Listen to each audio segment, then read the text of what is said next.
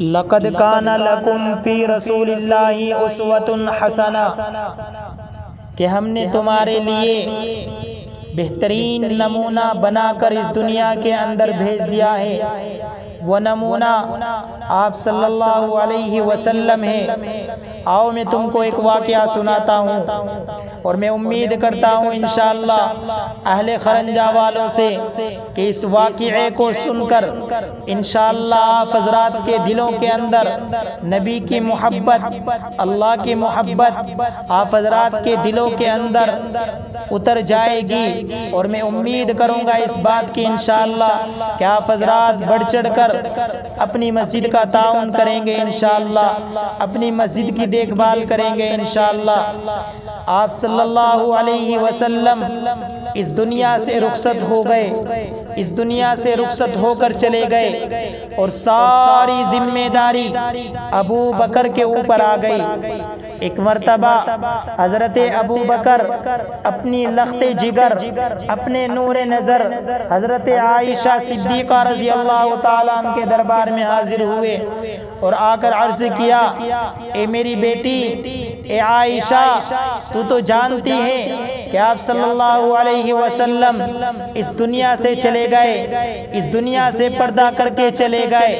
اے میری بیٹی، تو یہ بھی جانتی ہے کہ ان کے جانے کے بعد ساری ذمہ داری، سارے کام کاج کی ذمہ داری دین کا رکھوالا مجھے بنا دیا۔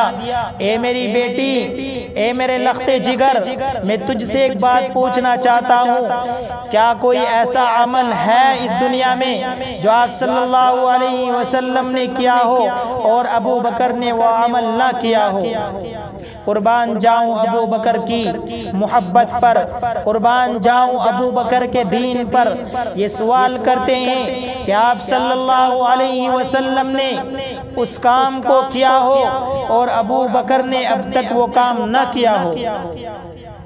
تو حضرت عائشہ صدیقہ رضی اللہ تعالیٰ عنہ نے کہا، ہاں ابا جان، ایک کام ہے جو آپ صلی اللہ علیہ وسلم کیا کرتے تھے اور آپ نے اب تک وہ کام نہیں کیا۔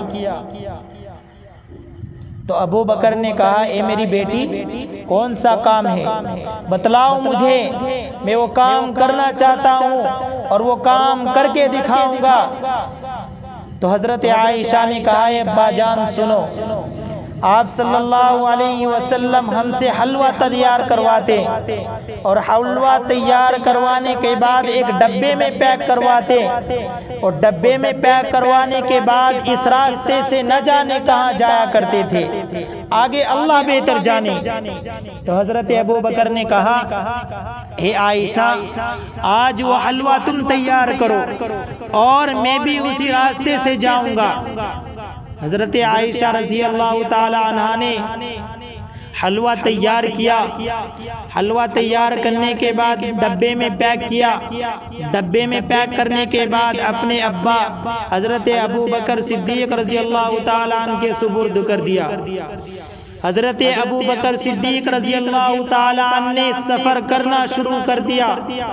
چلتے چلتے چلتے چلتے ایک ایسے مقام پر پہنچ گئے، دیکھا کہ ایک بوڑھا آدمی، ہاتھوں سے کمزور، پیروں سے کمزور، آنکھ سے اندھا، کانوں سے بہرا، سونگھنے کی طاقت نہیں، اور کوڑی جسے کوڑی کہا جاتا ہے، وہ آدمی وہاں پر بیٹھا ہوا ہے۔ ابو بکر دیکھ کر حیران ہو گئے، پریشان ہو گئے، اس آدمی کے پاس گئے اور اس آدمی کو جا کر سلام کیا، تو سلام کا کوئی جواب نہیں۔ سلام کرنے کے بعد ابو بکر نے اس ڈبے کو کھولا، اور ڈبہ کھولنے کے بعد ابو بکر نے اس ڈبے کو ان کے سامنے رکھ دیا اور ہاتھ سے اشارہ کیا کہ یہ حلوہ کھا لو، یہ حلوہ کھا لو۔ تو اس کوڑی نے کہا کہ کون ظالم آ گیا، آج تو محمد نہیں آئے، آج کون آ گیا؟ تو ابو بکر کی آنکھوں سے آنسو آ گئے۔ اور حضرت ابو بکر نے سوال کیا، اے میرے برادر، اے میرے بھائی، تجھے کس راہ نے بتلا دیا کہ آج محمد نہیں آئے، آج دوسرا آدمی آیا ہے؟ اس شخص نے عرض کیا، تو تم کون ہو؟ انہوں نے کہا کہ ابو بکر ہوں۔ کہا کہ ابو بکر ہوں تو وہ کوڑی آدمی بھی رونے لگا، چلانے لگا اور کہنے لگا، اے ابو بکر تم آئے، ابو بکر تم آئے، آپ صلی اللہ علیہ وسلم ہو سکتا ہے، مجھے لگ رہا ہے کہ آپ صلی اللہ علیہ وسلم اس دنیا میں اب تشریف نہیں رکھے، اس دنیا سے چلے گئے، اس دنیا کو کوچ کر کے چلے گئے۔ اس حضرت ابو بکر نے کہا، اے میرے دوست، تو نے صحیح کہا، اب حضرت محمد مصطفیٰ صلی اللہ علیہ وسلم اس دنیا کے اندر نہیں رہے۔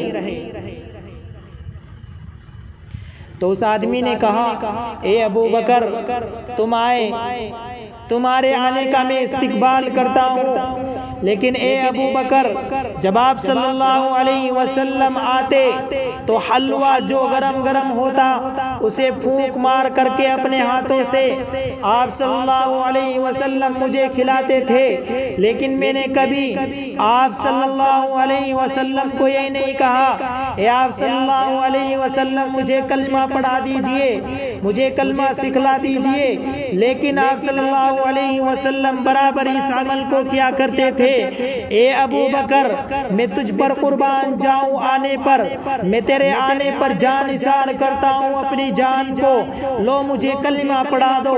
تو اس کوڑی آدمی نے فوراً ابو بکر کے آنے سے کلمہ پڑھ لیا کہ لا الہ الا اللہ محمد الرسول اللہ۔ تو میرے پیارو، یہ تھے میرے صحابہ، یہ تھے میرے صحابہ جو آپ صلی اللہ علیہ وسلم